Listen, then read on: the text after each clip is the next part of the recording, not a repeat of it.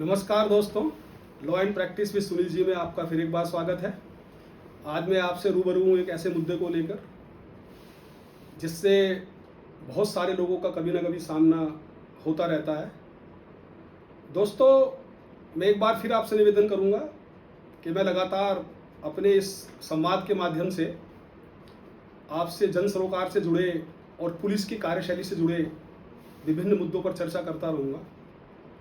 तो आप इसको कृपया चैनल को तुरंत सब्सक्राइब करें और बाकी सब जो आपके ग्रुप्स हैं उसमें भी इसको सर्कुलेट करें। तो आज का मुद्दा है, जब कभी हमारे घर परिवार में कोई व्यक्ति बीमार होता है तो हम उनको अस्पताल लेके जाते हैं। अस्पताल में उनका ट्रीटमेंट होता है। कोई भी चिकित्सक, कोई भी डॉक्टर, ये उम्मीद की जाती है कि वो अपने जितना भी उनका अनुभव है, जितना भी उनका ज्ञान है, जो भी सुविधाएं हैं, उनका भरपूर इस्तेमाल करते हुए वो मरीज़ का इलाज करते हैं।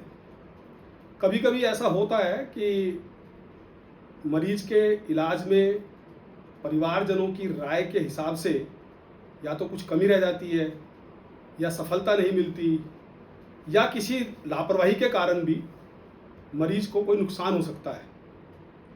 कई बार ऐसी भी घटनाएं सामने आती हैं जब मरीज के परिजनों को इस बात का संशय रहता है कि डॉक्टर की लापरवाही से या डॉक्टर के ठीक से इलाज ना करने के कारण उसके मरीज की जान चली गई, उसकी मृत्यु हो गई।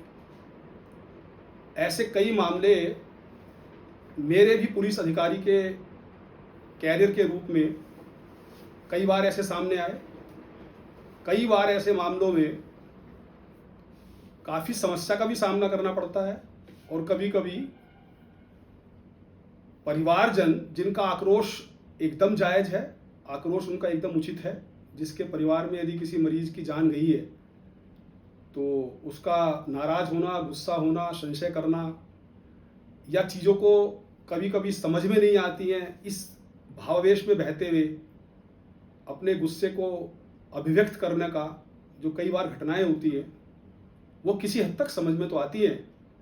लेकिन इसका एक बहुत बड़ा कारण ये भी है कि इससे जुड़े हुए तीनों पक्ष, चिकित्सक या जनता जिसका मरीज है, उसके अटेंडेंट्स और पुलिस जो इन्वेस्टिगेशन और लॉ एंड ऑर्डर को मेंटेन करने के लिए जिम्मेदार होती है, उन तीनों ही पक्षों में जो इस सब के संबंध में कानूनी प्राविधान है उसमें कहीं ना कहीं इसको और स्पष्टता के साथ समझने की आवश्यकता है। तो ऐसी एक घटना में जब कभी कोई इस तरह की चीज़ होती है कि जिसमें किसी की जान चली जाती है मरीज की इलाज के दौरान, तो एक तरफ परिजनों को लगता है कि इसमें चिकित्सक के विरुद्ध सख्त धाराओं में कार्रवाई होनी चाहिए। कानून की स्थिति क्या है वो मैं आपको यहाँ पे अवगत कराना चाहता हूँ। इसमें सबसे पहली बात यह है कि थोड़ा सा इसमें प्रोटेक्शन दिया गया है जो मेडिकल प्रैक्टिशनर्स हैं उनको। जो पहले पुराना हमारा आईपीसी था, भारतीय दंड संहिता, उसमें प्रोटेक्शन था 304A में, और अब 106 धारा 106 उपधारा 1 में इसका स्पष्ट प्राविधान कर दिया गया है। प्राविधान यह है कि यदि कोई नेग्लिजेंट का काम करता है, जैसे सपोज ड्राइविंग करते समय दुर्घटना होती है, उसमें जो सजा का जो समय सीमा है वो 5 वर्ष है। मेडिकल प्रैक्टिशनर के लिए ये कुछ कम किया गया है और इसमें जो प्रोविज़न है मैं उसको आपको अवगत कराना चाहूँगा। इसका प्रोविज़न जो किया गया है 106(1) में, उसमें साफ साफ लिखा है कि अगर ऐसा कोई act, if such act is done by, that is जो उसका जो शीर्षक है धारा का वो है कॉजिंग डेथ बाय नेग्लिजेंस। अवहेलना के कारण, नेग्लिजेंस के कारण यदि कोई डेथ हो जाती है, उसमें जो प्रोविजन डॉक्टर्स पे लागू होता है उसमें साफ साफ लिखा हुआ है बीएनएस में कि यदि ऐसी कोई negligence is done by A registered medical practitioner while performing medical procedure, he shall be punished with imprisonment of either description for a term which may extend to 2 years and shall also be liable to fine।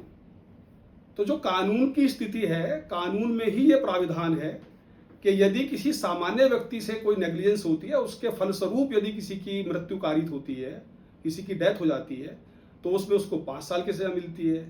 इसी में एक प्राविधान है 106(2), जिसमें ये एक प्राविधानित किया गया था, ये मैंडेटरी किया गया था कि यदि किसी वाहन चालक से सड़क पर एक्सीडेंट हो जाता है तो उसको जल्दी से जल्दी अगले नेक्स्ट अवेलेबल अपॉर्चुनिटी पर या तो किसी पुलिस ऑफिसर को या मजिस्ट्रेट को बता देना चाहिए। तो अगर वो नहीं बताता है तो उसमें 10 साल की सजा का प्राविधान था, लेकिन वो फिलहाल अबेयंस में रखा गया है, अभी उसको लागू नहीं किया गया उस प्राविधान को। जहां तक 106(1) की बात है, इसमें 2 तरह के प्राविधान हैं एक ही उपधारा में। एक है अगर किसी सामान्य व्यक्ति से कोई नेग्लिजेंस होती है, उसके फलस्वरूप किसी की मृत्यु हो जाती है, डेथ हो जाती है, तो सजा का जो मात्रा है वो 5 वर्ष है। और यदि कोई रजिस्टर्ड मेडिकल प्रैक्टिशनर है, यदि उससे अपने प्रोफेशनल प्रोसीजर्स को परफॉर्म करने के दौरान किसी की डेथ होती है तो सजा की मात्रा 2 साल रखी गई है। अब सवाल है कि रजिस्टर्ड मेडिकल प्रैक्टिशनर किसको माना गया है, तो उसमें इसकी एक एक्सप्लेनेशन उसी सेक्शन में नीचे अपेंड की गई है। और उस एक्सप्लेनेशन के मुताबिक registered medical practitioner means a medical practitioner who possesses any medical qualifications recognized under the National Medical Commission Act 2019 and whose name has been entered into the National Medical Register or a State Medical Register। ये इसका प्राविधान है। इसका मतलब साफ है, यहाँ एक बहुत ध्यान देने वाली बात है खासकर जनता के लिए और पुलिस के लिए, कि यदि कोई ऐसा डॉक्टर है जिसके पास रिक्वायर्ड और एक्सपेक्टेड क्वालिफिकेशंस नहीं है, फिर भी वो कोई ऐसा इलाज करते हैं जो उनको नहीं करना चाहिए, तो उनको ये प्रोटेक्शन अवेलेबल नहीं है। जो 5 साल की सजा को कम करके मात्र 2 वर्ष की गई है, वो उनको ये प्रोटेक्शन, और जो मैं आगे ही बताऊंगा आपको एक और बड़ा इंपॉर्टेंट प्रोटेक्शन है अगेंस्ट अरेस्ट, तो वो प्रोटेक्शन फिर उनको अवेलेबल नहीं है। ये तभी अवेलेबल है जबकि डॉक्टर क्वालिफाइड हैं, उनके पास वो क्वालिफिकेशन है जो कि उस प्रोसीजर को करने के लिए एक्सपेक्टेड है, एसेंशियल है, जरूरी है। तो वो प्रोफेशनल कॉम्पिटेंस होना जरूरी है। सपोज जैसे आपने सुना होगा झोला छाप डॉक्टर्स होते हैं, क्वैक्स होते हैं, या मैजिक कोई रेमेडीज वाले, इस तरह के तमाम लोग होते हैं। अगर वो अपने दायरे से बाहर जाकर कोई ऐसी चीज, ऐसे रोग का इलाज करते हैं जिसके लिए वो क्वालिफाइड नहीं है और उससे डेथ कारित हो जाती है, तो उसमें तो सामान्य हत्या के या जो कल्पेबल होमिसाइड के जो प्रोविजंस हैं बीएनएस के तहत, उनके तहत ही कार्रवाई की जाएगी। लेकिन यहाँ पुलिस को भी एक बात जरूर ध्यान रखनी है कि दोनों में फर्क ये है कि वहां पर ऐसे लोग के द्वारा यदि प्रोसीजर परफॉर्म किया गया है जो क्वालिफाइड थे, लेकिन वो नेग्लिजेंस की वजह से उसके फलस्वरूप कोई डेथ कारित हुई है, तो इस सेक्शन का प्रोटेक्शन उनको डॉक्टर को मिलेगा। यदि वो क्वालिफाइड नहीं है उसको करने के लिए, तभी भी वो जाके करते हैं, तो उनको फिर कोई प्रोटेक्शन नहीं मिलेगा। इसी के क्रम में माननीय उच्चतम न्यायालय ने 2005 में Jacob Matthew versus union of India, जो एक पंजाब प्रांत से केस आया था, उसमें बड़े डिटेल्ड गाइडलाइंस ले डाउन किए थे कि यदि कोई नेग्लिजेंस से डेथ होती है, किसी डॉक्टर की नेग्लिजेंस से किसी पेशेंट की डेथ हो जाती है, तो किस प्रकार की कार्रवाई उनके खिलाफ की जा सकती है। इसमें एक और प्रोटेक्शन ये दिया गया है कि इसमें रूटीन वे में अरेस्ट नहीं होना चाहिए डॉक्टर का, बल्कि ये स्टैब्लिश होना चाहिए कि हाई डिग्री ऑफ और ग्रॉस नेग्लिजेंस रहा है। सामान्य किस्म का रूटीन नेग्लिजेंस के लिए उनको दंडित नहीं किया जाता है। यह स्टैब्लिश करना जरूरी है प्रोसिक्यूशन के लिए। और जो जिसके साथ ये दुखद घटना हुई है कि जो उनके द्वारा जो एक्ट किया गया जिससे डेथ हुई, वो एक ऐसा एक्ट था जिसमें ग्रॉस नेग्लिजेंस उनके द्वारा किया गया है। उच्च श्रेणी की लापरवाही, रूटीन की लापरवाही नहीं होनी चाहिए, ये उसको प्रूव करना पड़ेगा। अब इसको सवाल है कि इसको प्रूव करने का क्या तरीका हो सकता है। इसके बारे में प्रोसीजर्स हैं, कुछ स्टेट्स में ऐसे प्रोसीजर्स भी बनाए गए हैं। स्टेट का जो मेडिकल डिपार्टमेंट्स है, इसमें माननीय उच्चतम न्यायालय के भी गाइडलाइंस हैं और आईएमए ने भी अपने तरफ से कुछ निर्देश दिए हैं। तो इसमें उचित ये होता है पुलिस के लिए भी, जब इन्वेस्टिगेशन पुलिस करेगी, यदि कोई एफआईआर इस सेक्शंस में कायम होती है और उसकी इन्वेस्टिगेशन की जाती है, क्योंकि पुलिस इसकी एक्सपर्ट नहीं है ये चीज़ देखने की कि नेग्लिजेंस हुआ है कि नहीं हुआ है या नेग्लिजेंस की डिग्री क्या है, gross and high degree of negligence है कि नहीं है।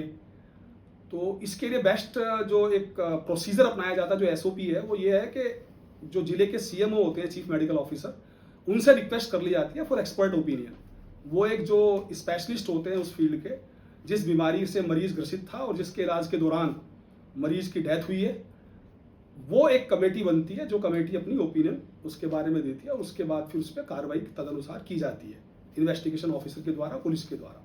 तो ये समझना जरूरी है, डॉक्टर्स को भी समझना जरूरी है, ताकि उन्हें पता चले कि उनको लॉ में क्या उनकी लायबिलिटी है, क्या जिम्मेदारी है और प्रोटेक्शन कहाँ मिला हुआ है उनको। रूटीन में उनकी अरेस्ट नहीं किया जाना चाहिए, ऐसा सुप्रीम कोर्ट का गाइडेंस है। पहले असेस हो जाए, उसके बाद जब ये ग्रॉस नेग्लिजेंस की बात होती है तो फिर कानून अपना काम करता है।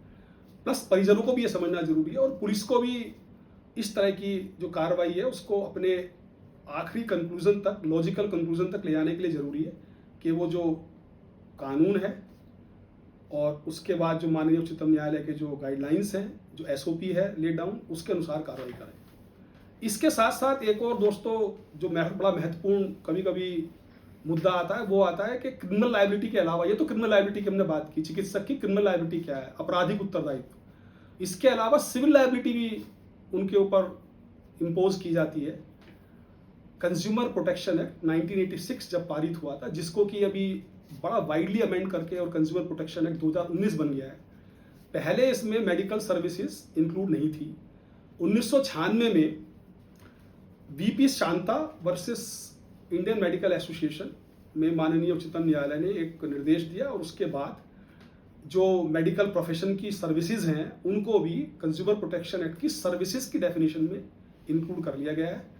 और अब वो जो डैमेजेस हैं कंज्यूमर प्रोटेक्शन एक्ट के तहत, वो district forum, district consumer forum या state consumer forum, national consumer forum, उसके कई सारे फोरम हैं, उसमें भी क्लेम किए जा सकते हैं। ये परिजनों के लिए ये एक इम्पोर्टेंट एस्पेक्ट है और डॉक्टर्स को भी ये समझना है कि अगर क्रिमिनल लायबिलिटी नहीं है, एक बात मैं और बता दूं कि जो standard of proving of evidence होता है, साक्ष्य को प्रमाण करने का स्टैंडर्ड होता है, वो क्रिमिनल लायबिलिटी में बियॉन्ड डाउट होता है, बियॉन्ड डाउट होता है, और सिविल लायबिलिटी में बियॉन्ड रीजनेबल डाउट होता है। तो सिविल लायबिलिटी में उसको प्रूव करना किसी परिजन के लिए थोड़ा सा आसान होता है, यद्यपि वो भी वहाँ भी पैरामीटर्स हैं। और इसमें आप लोग दोनों ही लेवल पे जो परिजन हैं, जो चिकित्सक हैं, वो अपने अपने जो उनके लीगल कंसल्टेंट्स हैं उनसे अपनी अपनी हेल्प ले सकते हैं। और मुझे उम्मीद है कि आज का मेरा ये जो डिस्कशन है ये काफ़ी सभी लोगों के लिए, जो तीनों पक्ष हैं उनके लिए काफ़ी लाभकारी होगा। इससे उसको समझने में, विषय को समझने में आसानी होगी।